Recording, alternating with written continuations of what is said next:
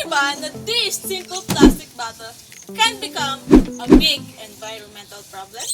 Wait, paano naging environmental problem ang isang plastic? Well, think about it. We use plastic almost every single day. Sa bahay, sa school, sa stores, sa pagkain, plastic is everywhere. But when we use plastic and simply throw it away, it doesn't just disappear. And that's what environmental issues with it. Plastic waste like this can end up on street, in drainage system, in rivers, and eventually our oceans. And this is important to us because we're not just talking about some faraway problems. It can affect our own community. Plastic waste can contribute to clogged drainage and pollution. And over time, plastic doesn't fully decompose like natural materials. Instead, it slowly breaks down through processes like weathering and degradation. And as it breaks down, it doesn't disappear. It just becomes smaller and smaller pieces. So what actually happens to plastic after we throw it away? What happened during decomposition? How do microplastic form from it? And what happened chemically? Let's break it down! Plastic is lightweight, durable, and resistant to water. That is exactly why we use it so much. But durability also creates a problem when plastic becomes waste. Like food scraps or leaves, plastic does not undergo complete decomposition like organic materials. Instead, it undergoes slow degradation and weathering where environmental conditions gradually change and damage the material. These environmental factors can weaken the plastic's polymer structure and make it brittle. And as it continues to break apart, it fragments into smaller and smaller pieces through chemical degradation and physical forces. When these pieces become smaller than 5 millimeters, they're no longer just visible plastics. They're microplastics. Alam niyo ba kung ano nangyayari sa plastic on a chemical level?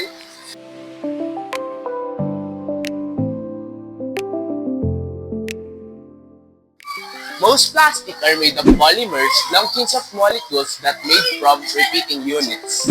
For example, one common plastic is polyethylene, or PE. When polyethylene is exposed to ultraviolet light and oxygen, it can undergo to a process called photooxidation. UV light provides energy that can start chemical reaction in the polymer. And oxygen from the environment can react with the plastic molecules.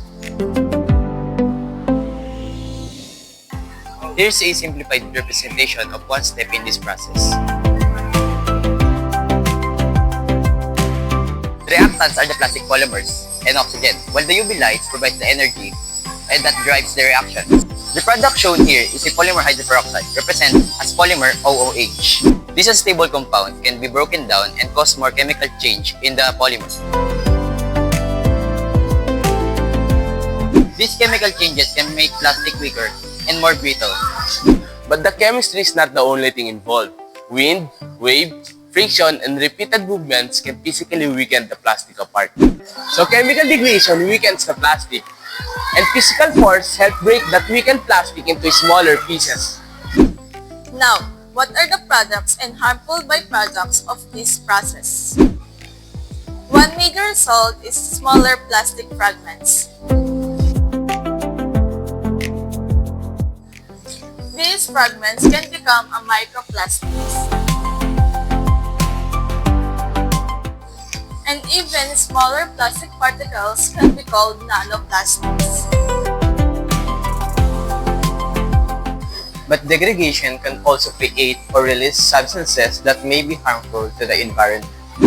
For example, some plastic additives can leach or be released as plastic weather. These additives may be used to give plastic properties like flexibility, color, and resistance. Some degradation can also produce oxygen-containing chemical compound as the polymer chains change. And the tiny plastic particles themselves can persist in the environment and be transported through water and soil. So, the problem isn't only the plastic we can see, It becomes much smaller problem that's harder to see. and much harder to clean up. Smaller doesn't mean safer. So what happens if plastic enters our environment?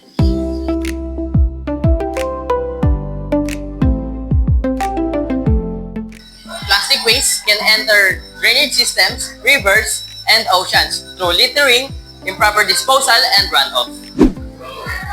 Once there, a larger pieces can continue to weather and fragment. Microplastic can spread through water, soil, and ecosystem. They can be encountered or consumed by organisms, allowing plastic particles to move through food webs. And in our communities, plastic waste can also contribute to block our drainage systems that makes flooding more difficult to manage during heavy rains. Okay, so what can we actually do? Number 1, reduce. Reduce unnecessary single plastic use whenever possible. Number 2, reuse. Use reusable bottles, containers, and bags when appropriate.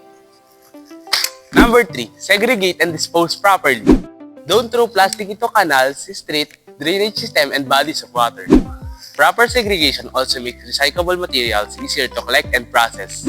We don't have to eliminate plastic completely. We need to use it responsibly. Keep it out of the environment and prevent unnecessary plastic waste. But why do these solutions actually work? Reducing plastic use means less plastics available to become waste. Reusing the products keep them useful for longer, reducing the needs for new single-use items. Proper disposal reduces the chance of plastic entering waterways and other environment. And recycling can recover materials that could otherwise become waste. So, instead of trying to clean up millions of tiny plastic particles after they form, we should prevent unnecessary plastic from entering the environmental in the first place. Prevent it before it starts. At home, reduce unnecessary single-use plastics. At school, use reusable containers and properly segregate your waste. In our community, keep plastics away from streets, drainage systems, and other waterways. Because plastic pollution isn't just an environmental issue, it's an issue that affects the places where we live every day. So the next time you use a plastic bottle, think before you throw it away. Because it doesn't simply disappear. It can degrade fragments and become microplastics. Less plastic, Less pollution, Better better future.